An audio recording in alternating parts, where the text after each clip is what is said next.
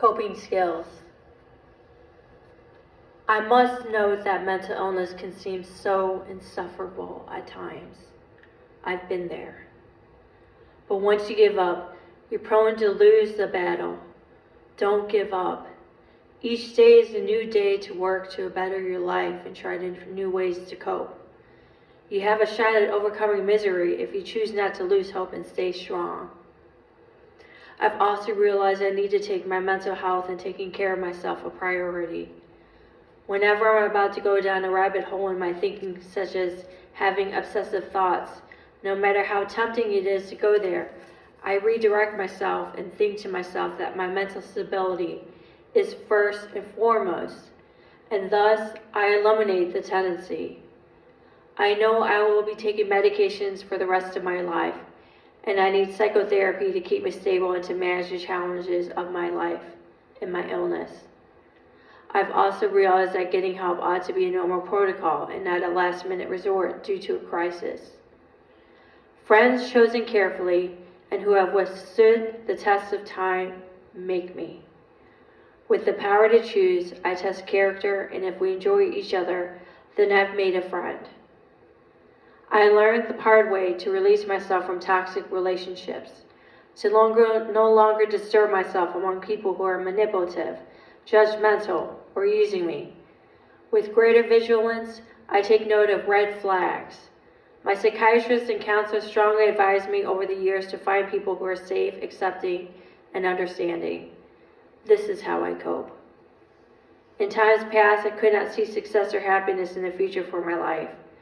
Certain friends didn't believe in me or that I deserved a better life.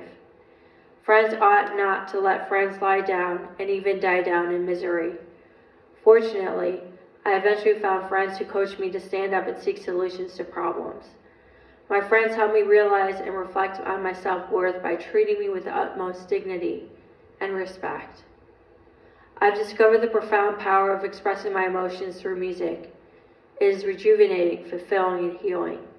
It is part of my soul. Learning to cope with a sense of humor makes me happy. Ironically, I was talking to suicide helpline counselors in the car before my 2-hour improv classes. I wanted to be funny, and learning improv coupled with the medication breakthrough in 2016, my depression ceased. I was so grateful for increased moments of sanity that I would not take for granted a moment I can usher in joy in another's life through joking. The happy, laughing moments that make each day outweigh the difficult ones. My faith in Jesus helps me as well.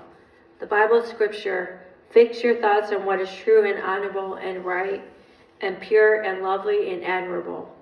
Think about these things that are excellent and worthy of praise," helps redirect me from my obsessive thinking. It also encourages me to be a better person and operate with a positive, optimistic mindset. My greatest coping skill is experiencing support and Christian fellowship with my husband, Nick Teller. Trained in theology with a Master of Divinity from Concordia Seminary in St. Louis, Nick guides me spiritually when biblical teachings seem tricky to interpret. Understanding better with discussions together how to live and grow as Christians, it seems we are in constant states of harmony and discovery, a far cry from the extreme loneliness, devastation, and confusion I felt in years past. He is extremely supportive and expresses no shame, embarrassment, or doubt in me because of my mental illness. He loves everything about me so that I feel confident, fearless, and proud of who I am. My college best friend Maria is my hero. At Notre Dame, she was the only person I told when I was about to head to St. Anthony's Hospital with psychosis. She was incredibly concerned and offered to drive me there. She visited me twice at the hospital during my stay, and that was a lifetime lesson I will never forget from my education at Notre Dame. What a true friend is. She herself manages to live amazingly and even gain admittance into Harvard Law School while serving as a dedicated friend. She is the strongest person I know, an exceptional human being, and incredibly the funniest person I know. Her example inspires me and keeps me going so that, when I went to give up, I remember how much she gave to me and many others when she had her own numerous challenges in life. Finally, Laura Miles from Southern Illinois University, Edwardsville, was assigned to mentor me through disability support services. She challenged 3 perspectives of mine that would change my life forever. In a heart-to-heart talk, she told me to, quote, be driven. The world is missing out on you, unquote, in 2015.